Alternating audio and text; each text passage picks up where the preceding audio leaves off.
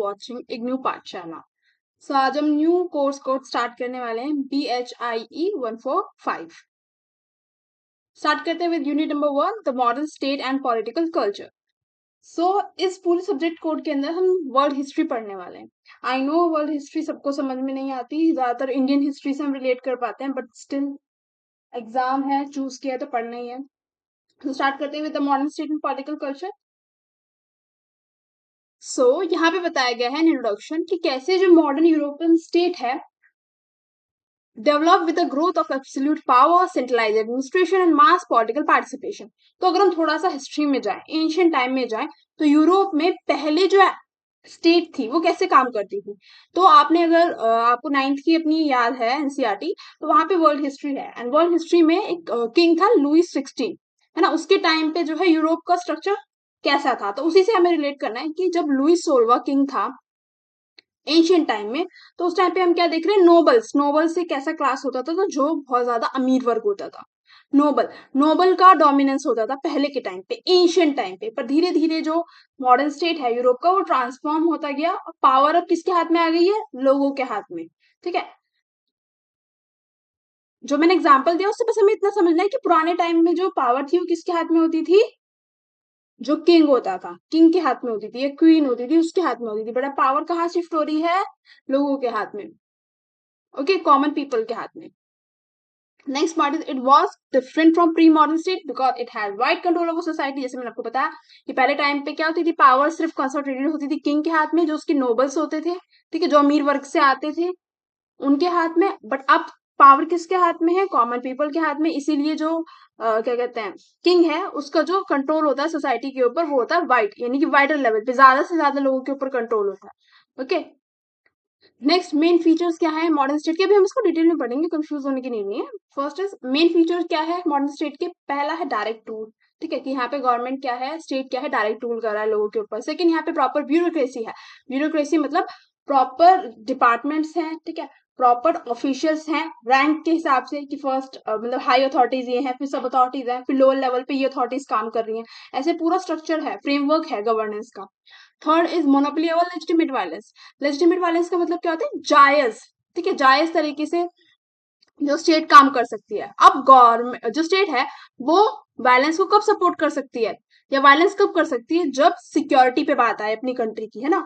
अगर यूरोप की सिक्योरिटी पे बात आएगी, चाहे वो इंटरनल सिक्योरिटी हो चाहे एक्सटर्नल सिक्योरिटी हो, तब जो है स्टेट क्या कर सकती है, जो मिलिट्री वगैरह है उनको डिप्लॉय कर सकती है। Next is nationalism and nation state. Nationalism की भावना, है ना, देशभक्ति, लोगों को एक साथ यूनिटी में लेके चलना। Next is democratic legitimacy. Democratic legitimacy का मतलब क्या है, कि लोगों की विल के अनुसार उन पे कंट्रोल। लोगों की विल का मतलब क्या है, कि वहां पे लोग पार्टिसिपेट कर रहे हैं, लोग अपने रिप्रेजेंटेटिव को वोट दे रहे हैं। अगर मैं चाहती हूँ कि ये हमें रूल करे, ठीक है, ये पर्सन रूल करे, ए पर्सन रूल करे, तो मैं ए पर्सन को वोट दे के जिता रही हूँ, ठीक है, मतलब मेरा योगदान है, मेरा सपोर्ट है उस पर्सन को। Next is political parties and citizen participation. पुराने टाइम पे हमें, एंशियंट टाइम पे हमें ऐसे पॉलिटिकल पार्टीज वगैरह देखने के लिए नहीं मिलती थी, ओके, मोनार्की हुआ करती थी। तो अब क्या है, हमें पॉलिटिकल पार्टीज भी देखने के लिए मिलती है, लोग जो है एक्टिवली पार्टिसिपेट भी करते हैं, जो पुराने टाइम पे नहीं कर पाते थे। अब यहाँ पे नेक्स्ट जो हमारा टॉपिक है, जो क्या है, 15th सेंचुरी। जब मोनार्क्स ने, मोनार्क कौन होते थे, किंग या क्वीन, ठीक है, जो रूल कर रहा है, उन्होंने रिड्यूस कर the power of landlords. Feudal landlords कौन होते थे, जिनके पास बहुत सारी सारी जमीन होती थी, ठीक है,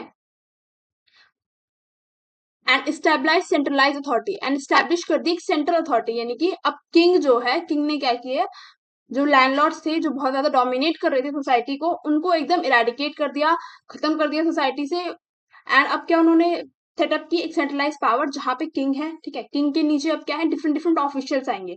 ऑफिशियल्स मतलब जैसे इंडिया में मिनिस्टर्स होते हैं ना, ऐसे ऐसे डिफरेंट डिफरेंट क्या आएंगे, ऑफिशियल्स आएंगे, जो किंग को रिस्पॉन्सिबल होंगे, मतलब जो भी वो काम वगैरह करेंगे उसके बारे में वो किसको बताएंगे, किंग को बताएंगे, ठीक है। अब ये क्या बन गया, फाउंडेशन बन गया मॉडर्न ब्यूरोक्रेसी का, जहां पर army, the modern state gain power by controlling army. Army control कर रहा है मॉडर्न स्टेट, टैक्सेशन कंट्रोल कर रहा है, कि कहाँ पे कितना टैक्स लगाना है, किन चीजों पे क्या टैक्स होना चाहिए, लॉ एंड जस्टिस को मेंटेन कर रहा है, पनिशमेंट को मेंटेन कर रहा है, एडमिनिस्ट्रेशन को मेंटेन कर रहा है। अर्लियर टाइम पे ये डिपेंड होता था नोबल्स पे, जैसे मैंने आपको बताया ना कि पहले क्या होते थे, किंग होते थे, ठीक है, किंग के नीचे नोबल्स होते थे, जो ये सारी चीजें मेंटेन करते थे। इसकी वजह से क्या हो रहा था, नोबल्स जो अमीर वर्ग था, ठीक है, वो बहुत ही ज्यादा अमीर होता जा रहा था और किंग की जो पावर है वो खत्म होती जा रही थी। तो इसलिए किंग ने क्या किया, इन नोबल्स का और फ्यूडल लॉर्ड्स का ही सफाया कर दिया एंड प्रॉपर मिनिस्टर्स जो है उनको डिप्लॉय किया कि अब आपका काम है army, taxation, law, justice, punishment और एडमिनिस्ट्रेशन को मेंटेन करना इन the society.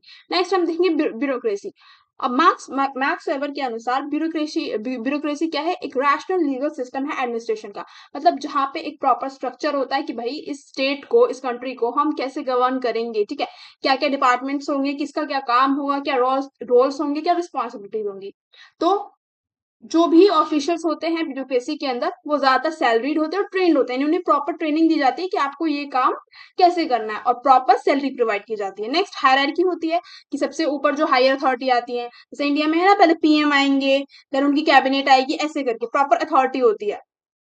Next is rule based functioning होती है कि प्रॉपर रूल्स एंड रेगुलेशन बनाए जाते हैं कि किसको क्या काम करना है, ठीक है, कहाँ पे रूल्स इंप्लीमेंट होने हैं, प्रॉपर फ्रेमवर्क होता है। नेक्स्ट स्पेशलाइजेशन का मतलब है official are selected according to expertise. मतलब जो खासियत है किसी भी एक पर्सन की, उसके अकॉर्डिंग जो है उन्हें डिपार्टमेंट अलॉट किया जाता है कि अगर कोई टैक्सेशन में अच्छा है तो उनको टैक्स डिपार्टमेंट दिया जाएगा, अगर कोई आर्मी के काम के लिए अच्छा है तो उसको आर्मी डिपार्टमेंट दिया जाएगा। Next is impersonal administration.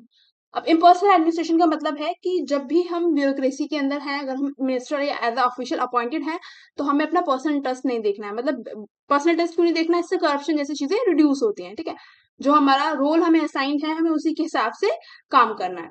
Next monopoly of violence. जैसे मैंने आपको पहले ही बताया कि मॉडर्न स्टेट जो है लेजिटिमेट फोर्स पे कंट्रोल रखता है, यानी कि जायज तरीके से वो फोर्स का यूज कर सकता है। फोर्स क्या होती है, मिलिट्री, पुलिस, वेपन्स, है ना।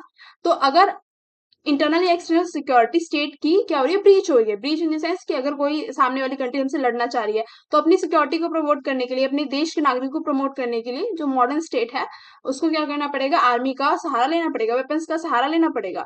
सो यही है monopoly of violence. Next is nationalism and state.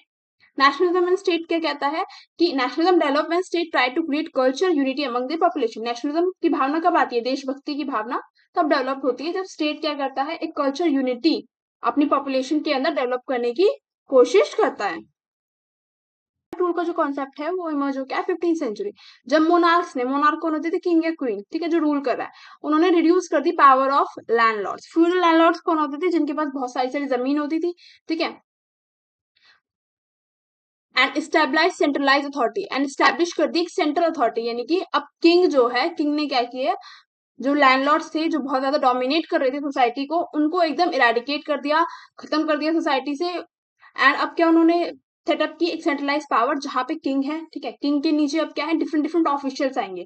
Officials मतलब जैसे इंडिया में मिनिस्टर्स होते हैं ना, ऐसे ऐसे डिफरेंट डिफरेंट क्या आएंगे, ऑफिशियल्स आएंगे जो किंग को रिस्पॉन्सिबल होंगे। मतलब जो भी वो काम वगैरह करेंगे उसके बारे में वो किसको बताएंगे, किंग को बताएंगे, ठीक है। अब ये क्या बन गया, फाउंडेशन बन गया मॉडर्न ब्यूरोक्रेसी का, जहां पर army, the modern state gain power by controlling army. Army control कर रहा है मॉडर्न स्टेट, टैक्सेशन कंट्रोल कर रहा है कि कहाँ पे कितना टैक्स लगाना है, किन चीजों पे क्या टैक्स होना चाहिए, लॉ एंड जस्टिस को मेंटेन कर रहा है, पनिशमेंट को मेंटेन कर रहा है, एडमिनिस्ट्रेशन को मेंटेन कर रहा है। अर्लियर टाइम पे ये डिपेंड होता था नोबल्स पे। जैसे मैंने आपको बताया ना कि पहले क्या होते थे, किंग होते थे, ठीक है, किंग के नीचे नोबल्स होते थे जो ये सारी चीजें मेंटेन करते थे। इसकी वजह से क्या हो रहा था, नोबल्स जो अमीर वर्ग था, ठीक है, वो बहुत ही ज्यादा अमीर होता जा रहा था और किंग की जो पावर है वो खत्म होती जा रही थी। तो इसलिए किंग ने क्या किया, इन नोबल्स का और फ्यूडल लॉर्ड्स का ही सफाया कर दिया एंड प्रॉपर मिनिस्टर्स जो है उनको डिप्लॉय किया कि अब आपका काम है army, taxation, law, justice, punishment और एडमिनिस्ट्रेशन को मेंटेन करना इन दी सोसाइटी। नेक्स्ट हम देखेंगे ब्यूरोक्रेसी। अब मैक्स वेबर के अनुसार ब्यूरोक्रेसी क्या है, एक रैशनल लीगल सिस्टम है एडमिनिस्ट्रेशन का। मतलब जहां पे एक प्रॉपर स्ट्रक्चर होता है कि भाई इस स्टेट को, इस कंट्री को हम कैसे गवर्न करेंगे, ठीक है, क्या क्या डिपार्टमेंट्स होंगे, किसका क्या काम होगा, क्या रोल्स होंगे, क्या रिस्पॉन्सिबिलिटीज होंगी। तो जो भी ऑफिशियल्स होते हैं ब्यूरोक्रेसी के अंदर वो ज्यादातर सैलरीड होते हैं और ट्रेंड होते हैं, उन्हें प्रॉपर ट्रेनिंग दी जाती है कि आपको ये काम कैसे करना है और प्रॉपर सैलरी प्रोवाइड की जाती है। नेक्स्ट हायरार्की होती है कि सबसे ऊपर जो हायर अथॉरिटी आती है, जैसे इंडिया में है ना, पहले पीएम आएंगे, देन उनकी कैबिनेट आएगी, ऐसे करके प्रॉपर अथॉरिटी होती है।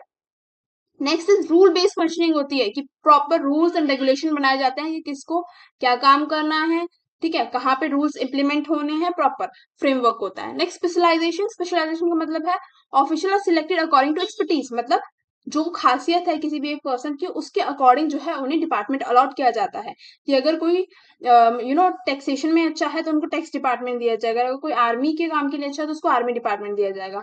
Next is impersonal administration. अब इम्पर्सनल एडमिनिस्ट्रेशन का मतलब है कि जब भी हम ब्यूरोक्रेसी के अंदर हैं, अगर हम मिनिस्टर या एज ऑफिशियल अपॉइंटेड हैं, तो हमें अपना पर्सनल इंटरेस्ट नहीं देखना है। मतलब पर्सनल इंटरेस्ट क्यों नहीं देखना है? इससे करप्शन जैसी चीजें रिड्यूस होती हैं, ठीक है। जो हमारा रोल हमें असाइंड है, हमें उसी के हिसाब से काम करना है।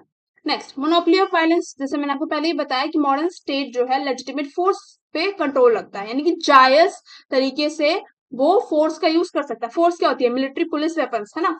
तो अगर इंटरनल या एक्सटर्नल सिक्योरिटी स्टेट की क्या हो रही है? ब्रीच हो रही है। ब्रीच इन द सेंस कि अगर कोई सामने वाली कंट्री हमसे लड़ना चाह रही है, तो अपनी सिक्योरिटी को प्रमोट करने के लिए, अपने देश के नागरिक को प्रमोट करने के लिए जो मॉडर्न स्टेट है उसको क्या करना पड़ेगा? आर्मी का सहारा लेना पड़ेगा, वेपन्स का सहारा लेना पड़ेगा। सो यही है monopoly of violence. Next is nationalism and state.